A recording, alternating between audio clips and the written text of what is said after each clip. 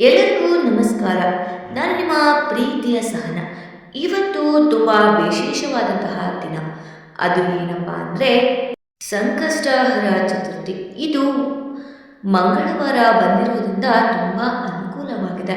ಪ್ರತಿಯೊಬ್ಬರು ಕೇಳಬೇಕಾದಂತಹ ಮಂತ್ರ, ಪ್ರತಿಯೊಬ್ಬರು ನೋಡಬೇಕಾದ ವಿಡಿಯೋ.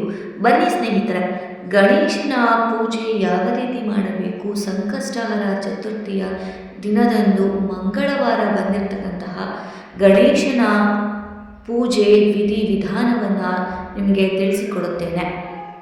ಗಣೇಶ ಪೂಜಾ ವಿಧಾನ ಕಲಿಯಲು ಮನೆಯಲ್ಲಿ ಗಣೇಶನ ಕೂರಿಸಿ ಈಶಾನ್ಯ ಮೂಲದಲ್ಲಿಟ್ಟು ಸ್ವಚ್ಛಗೊಳಿಸಿ ಗಂಗಾಜಲ ಸಿಂಪಡಿಸಿ ಪೂಜೆ ಮಾಡಬೇಕು. ಪೂಜೆಗೆ ಗರಿಕೆ, ಹೂವು, ಹಣ್ಣು, ತೆಂಗಿನಕಾಯಿ, ದೀಪ, ಕರ್ಪೂರ, ಅಕ್ಷತೆ, ಕುಂಕುಮ, ಗಂಧ, ವೀಳ್ಯದೆಲೆ ಇತ್ಯಾದಿಗಳನ್ನು ಸಿದ್ಧಪಡಿಸಬೇಕು. ಮಂತ್ರದೊಂದಿಗೆ ಪೂಜಿಸಬೇಕು. ಈ ವಿಧಾನವನ್ನು ನೀವು ಮಾಡಿದರೆ ನಿಮ್ಮ ಇಷ್ಟಾರ್ಥಗಳು ಕೂಡ ಸಿದ್ಧಿಯಾಗುತ್ತದೆ, ನಿಮ್ಮ ಕಾರ್ಯಗಳು ಕೂಡ ಯಶಸ್ವಿಯಾಗುತ್ತದೆ. ಮನೆಯಲ್ಲಿ ಗಣೇಶನ ಪೂಜೆ ಹೇಗೆ ಮಾಡಬೇಕು ಎಂಬುದನ್ನು ತಿಳಿಸಿಕೊಡುತ್ತೇನೆ. ಗಣೇಶನ ವಿಗ್ರಹ, ಗಂಗಾಜಲ, ಗೋಮೂತ್ರ ಇವುಗಳನ್ನು ಸಿಂಪಡಿಸಬೇಕು. ಗರಿಕೆ, ಎಕ್ಕೆ ಹೂವು, ಹಣ್ಣು, ದೀಪ ಮತ್ತು ತುಪ್ಪದ ದೀಪವನ್ನು ಹಚ್ಚಿದರೆ ಇನ್ನೂ ಒಳ್ಳೆಯದು. ಕರ್ಪೂರ, ಧೂಪ ಅಂದರೆ ಅಗರಬತ್ತಿ, ತೆಂಗಿನಕಾಯಿ, ವೀಳ್ಯದೆಲೆ, ಅಡಿಕೆ, ಅಕ್ಷತೆ, ಪೂಜಾ ಮತ್ತು ನಾಣ್ಯಗಳನ್ನು ಇಟ್ಟು ಪೂಜೆ ಮಾಡಬೇಕು. ಅರಿಶಿನ, ಕುಂಕುಮ, ಗಂಧ, ಪಂಚಮೇವ ಮತ್ತು ಪವಿತ್ರವಾದಂತಹ ದಾರ, ಲಕ್ಷ್ಮಿ ವಸ್ತ್ರ, ಗಂಟೆ ಇವನ್ನೆಲ್ಲ ಇಟ್ಟು ಪೂಜೆ ಮಾಡಬೇಕು. ದೇವರ ಮನೆಯನ್ನು ಸ್ವಚ್ಛಗೊಳಿಸಿ ಗಂಗಾಜಲ ಸಿಂಪಡಿಸಿ ಪವಿತ್ರಗೊಳಿಸಿ ಈಶಾನ್ಯ ಮೂಲದಲ್ಲಿ ಗಣೇಶನ ವಿಗ್ರಹವನ್ನು ಇರಿಸಿ ವಿಗ್ರಹಕ್ಕೆ ಶುಭ್ರವಾದ ಬಟ್ಟೆ ಅಲಂಕರಿಸಬೇಕು.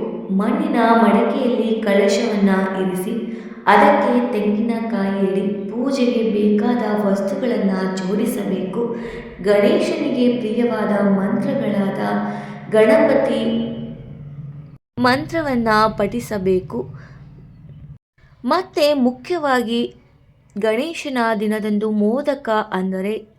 ಮೋದಕ ಮತ್ತು ಲಡ್ಡುಗಳನ್ನು ಕೂಡ ನೀಡಬೇಕು. ಗಣೇಶನಿಗೆ ಪ್ರಿಯವಾದಂತಹ ಪದಾರ್ಥಗಳು ಎಂದರೆ ತಪ್ಪಾಗಲಾರದು.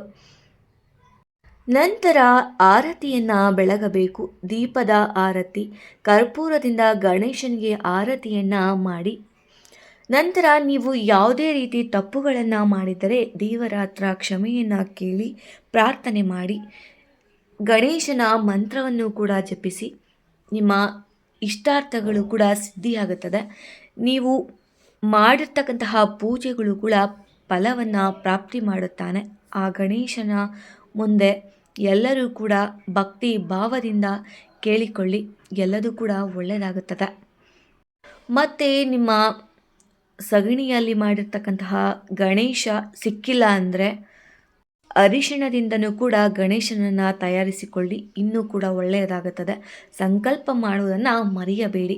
ನೀವು ಏನು ಅಂದ್ಕೊಂಡಿರ್ತೀರೋ ಅದನ್ನು ನೀವು ಸಂಕಲ್ಪ ಮಾಡಿಕೊಂಡು ಆಮೇಲೆ ಪೂಜೆ ವಿಧಾನಗಳನ್ನು ಮಾಡಬಹುದು. ಮತ್ತು ಈ ದಿನದಂದು ಯಾವ ಮಂತ್ರವನ್ನು ಜಪಿಸಬೇಕು ಎಂದು ಕೂಡ ನಿಮಗೆ ಹೇಳುತ್ತೇನೆ. ಬನ್ನಿ ಸ್ನೇಹಿತರೆ. ಶುಕ್ಲಾಂಬರಧರಂ ವಿಷ್ಣುಂ ಶಶಿವರ್ಣಂ ಚತುರ್ಭುಜಂ ಪ್ರಸನ್ನವದನಂ ಧ್ಯಾಯೇತ್ ಸರ್ವವಿಘ್ನೋಪಶಾಂತಯೇತ್. ಶುಕ್ಲಾಂಬರಧರಂ ವಿಷ್ಣುಂ ಶಶಿವರ್ಣಂ ಚತುರ್ಭುಜಂ ಪ್ರಸನ್ನವದನಂ ಧ್ಯಾಯೇತ್ ಸರ್ವವಿಘ್ನೋಪಶಾಂತಯೇತ್.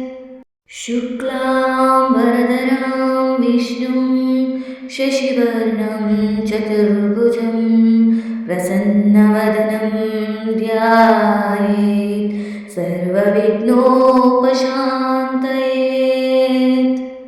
ಶುಕ್ಲಾಂಬರಧರಂ ವಿಷ್ಣುಂ विष्णुं शशिवर्णं चतुर्भुजं प्रसन्नवदनं ध्यायेत् सर्वविघ्नोपशान्तयेत्।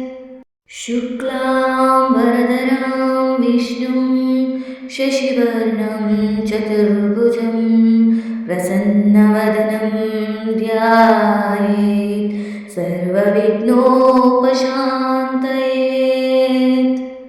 शुक्लाम्बरधरं विष्णुं शशिवर्णं चतुर्भुजं प्रसन्नवदनं ध्यायेत् सर्वविघ्नोपशान्तयेत्।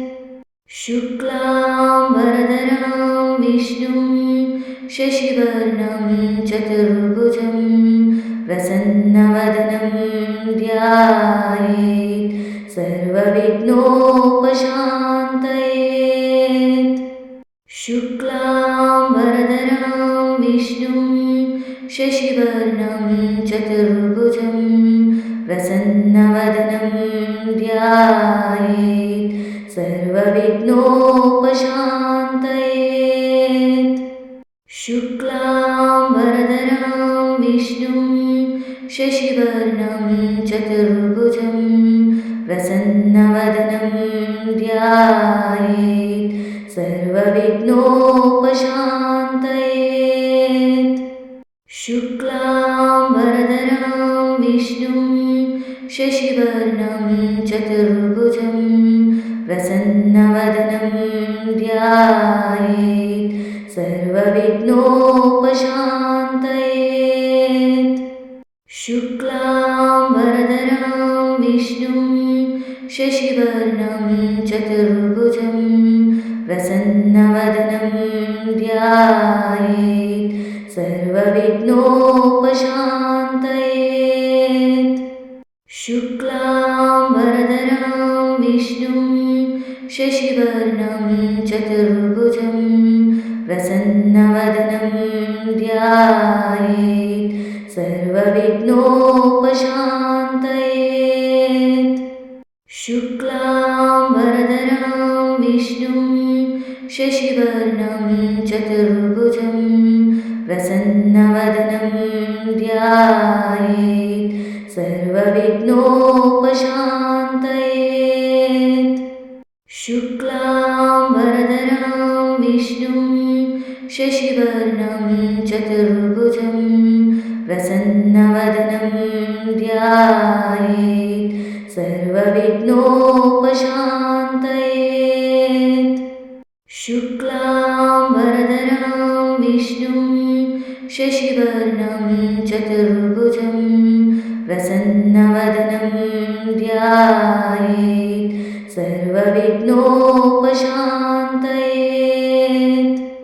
शुक्लाम्बरधरं विष्णुं शशिवर्णं चतुर्भुजं प्रसन्नवदनं ध्यायेत् सर्वविघ्नोपशान्तयेत्। शुक्लाम्बरधरं विष्णुं शशिवर्णं चतुर्भुजं प्रसन्नवदनं ध्यायेत् सर्वविघ्नोपशान्तयेत्। शुक्लाम्बरधरं विष्णुं शशिवर्णं चतुर्भुजं प्रसन्नवदनं ध्यायेत् सर्वविघ्नोपशान्तयेत्।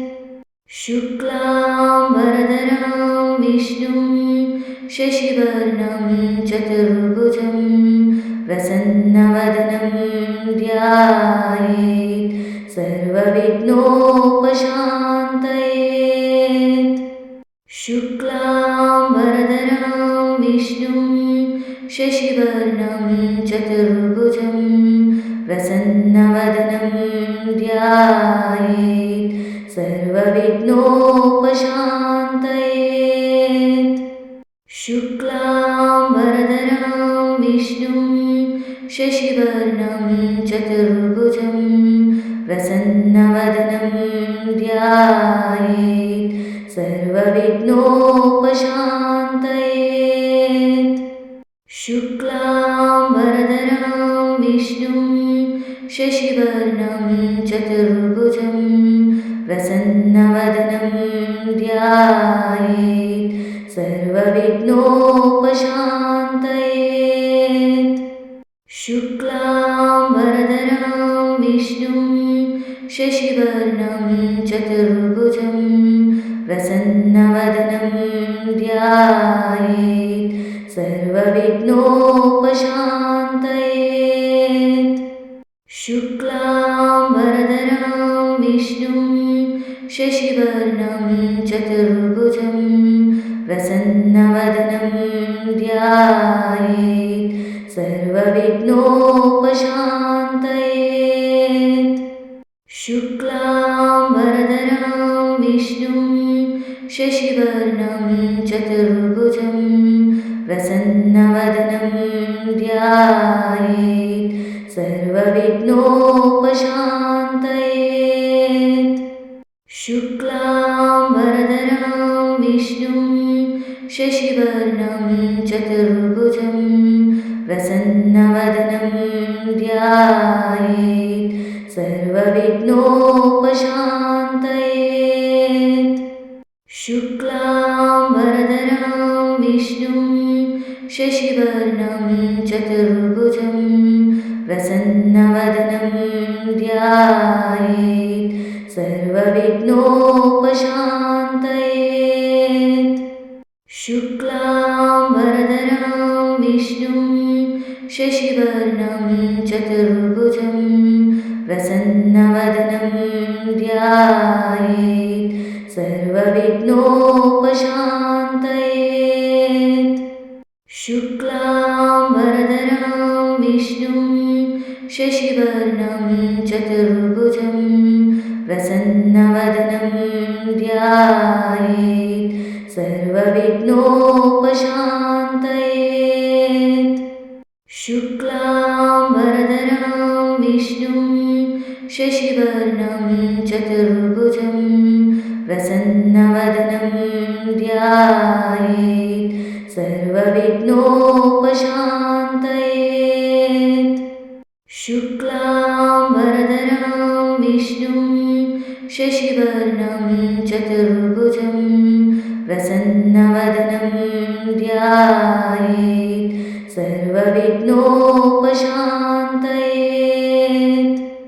शुक्लाम्बरधरं विष्णुं शशिवर्णं चतुर्भुजं प्रसन्नवदनं ध्यायेत् सर्वविघ्नोपशान्तये। शुक्लाम्बरधरं विष्णुं शशिवर्णं चतुर्भुजं प्रसन्नवदनं ध्यायेत् सर्वविघ्नोपशान्तये। शुक्लाम्बरधरं विष्णुं शशिवर्णं चतुर्भुजं प्रसन्नवदनं ध्यायेत् सर्वविघ्नोपशान्तये। शुक्लाम्बरधरं विष्णुं शशिवर्णं चतुर्भुजं प्रसन्नवदनं ध्यायेत् सर्वविघ्नोपशान्तये।